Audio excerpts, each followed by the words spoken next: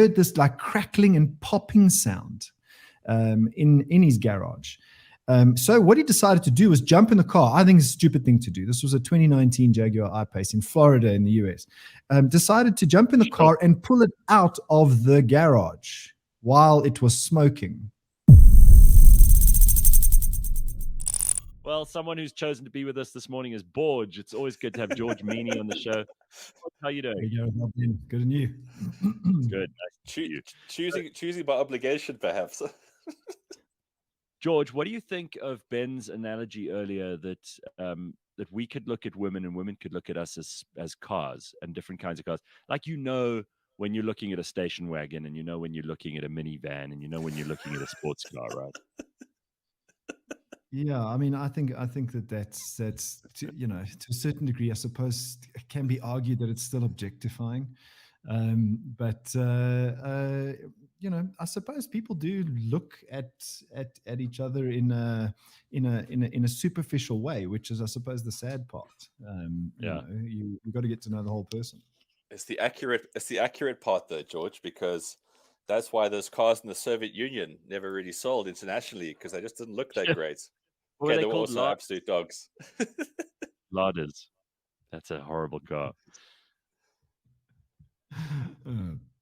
Also, if you were to look at the Fiat Multipla, probably a good car, but people didn't want that, right? On superficial basis. Yeah. Well, I mean, if you think about it, most cars, the utility is the same. It does the same thing. It's really just the aesthetics that's different. Most cars are good cars. But that doesn't make us. That doesn't make us shallow consumers, though, George. Most people are good with plow, Ben. But it doesn't mean you want to be with them. All right, Borge, what do we got this morning? Well, Gareth, this is a surprising story in that there have been about 4 or 5, and I drive a Jaguar I-Pace, right? I've been slightly criticized for being a little bit too positive for EVs. So now and again, I'm going to bring you a little bit of a negative story just to balance the scales a little bit. But there have been approximately 4 or 5 Jaguar I-Paces that have spontaneously combusted. Shit, George. Have you got a fire extinguisher in yours just in case? No, I don't. Look at this picture George just put up. It's like the whole car is burned.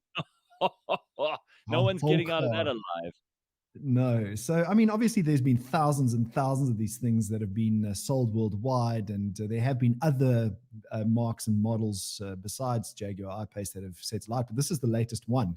And this particular gentleman charged his car overnight in his garage and went down the next morning to go to work, got in the car, unplugged it, got in the car, got out again. He was going to leave. And then when he came back to the garage, was met with a wall of smoke.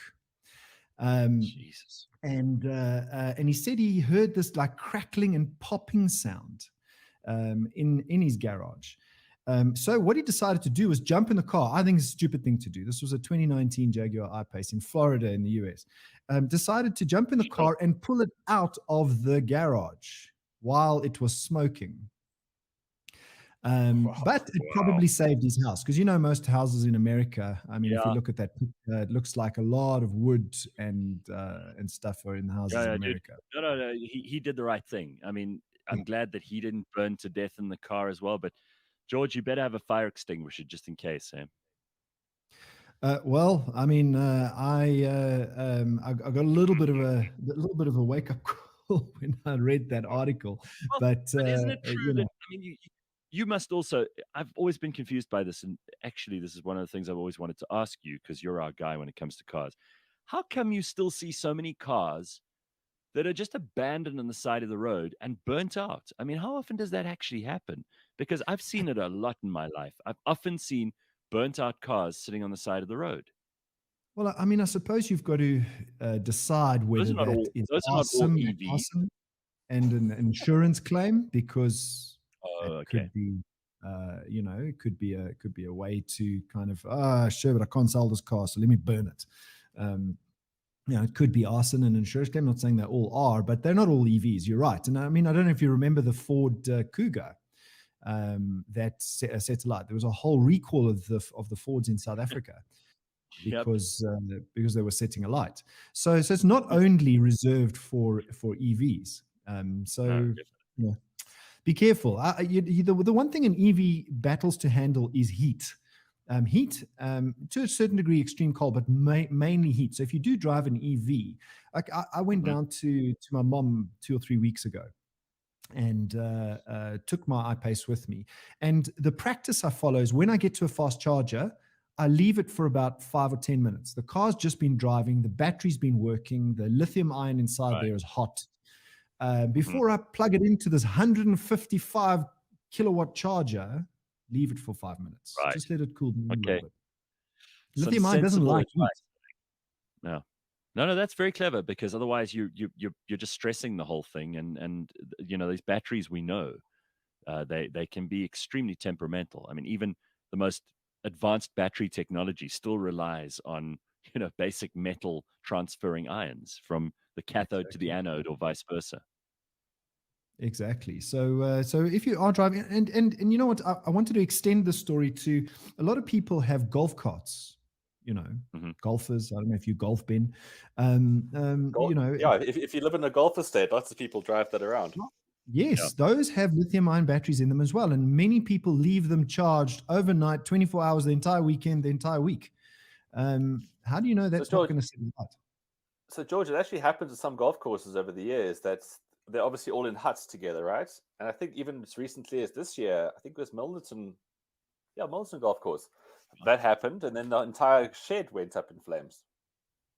Exactly. So it's not only reserved for EVs; it gets headlines because it's new to the market. But in India, as a matter of fact, electric bikes were catching fire, hand over foot. Carl says, back to Ben's analogy: send flames to a cougar, and that's what happens. Full circle. All right, what else have we got? So would you ban cars from inner cities? No.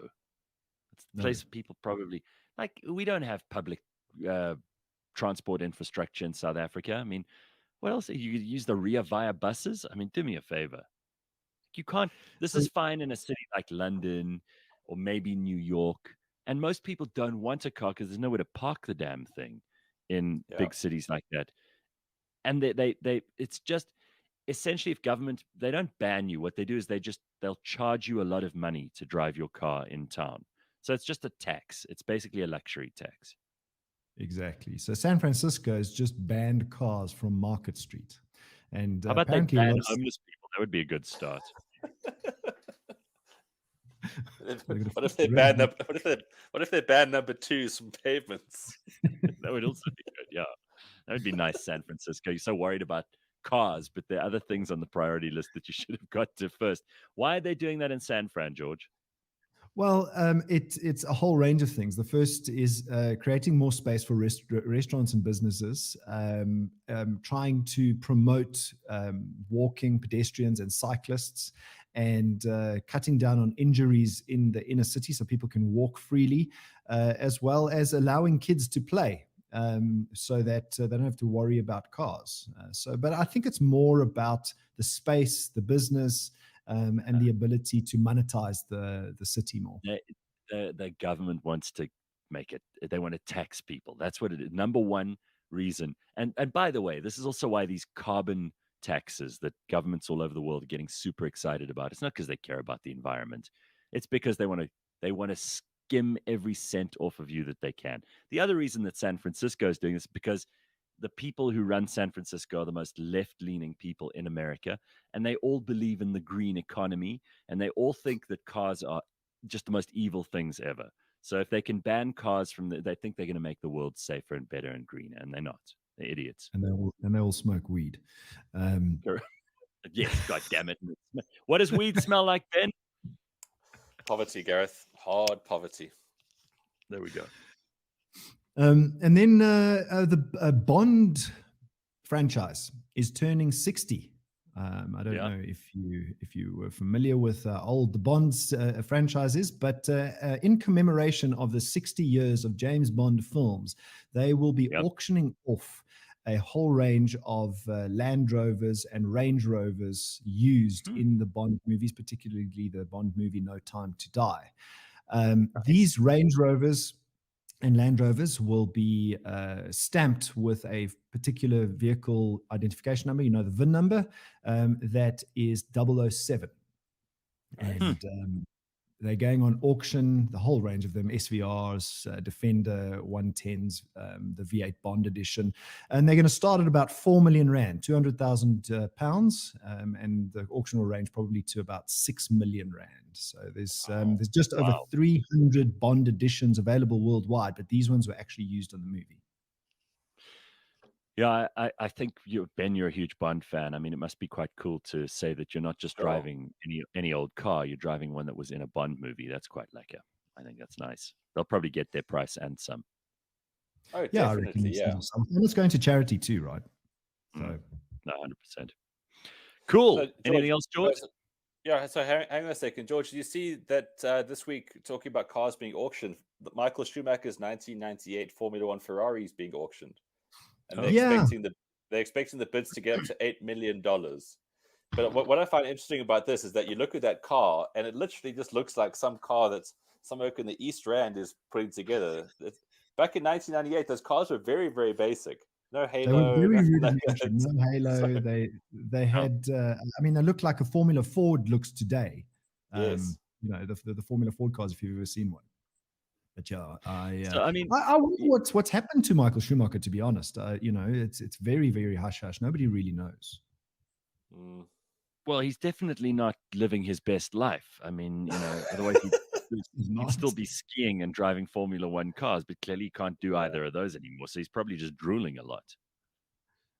Yeah, and you wonder why they're auctioning this thing off. So, what is the real underlying reason? Medical bills build up, man. All right. Well, let's not end on a depressing, sad note like that. If you're taking a long weekend, you've got until Tuesday to see us again. We'll only be back on Wednesday for people who are away for the long weekend, but otherwise we'll be back on Monday morning for more. Always good to have you on, George. Thank you very much for your time this morning. And don't forget brand new episodes of the AutoTrader podcast every week here on cliffcentral.com and wherever you get your podcasts. Ben, we'll check. I'll see you tomorrow for the rugby, but otherwise I'll see you on Friday next week for the show. All right. Awesome. Very good. Bye, everybody. Bye-bye.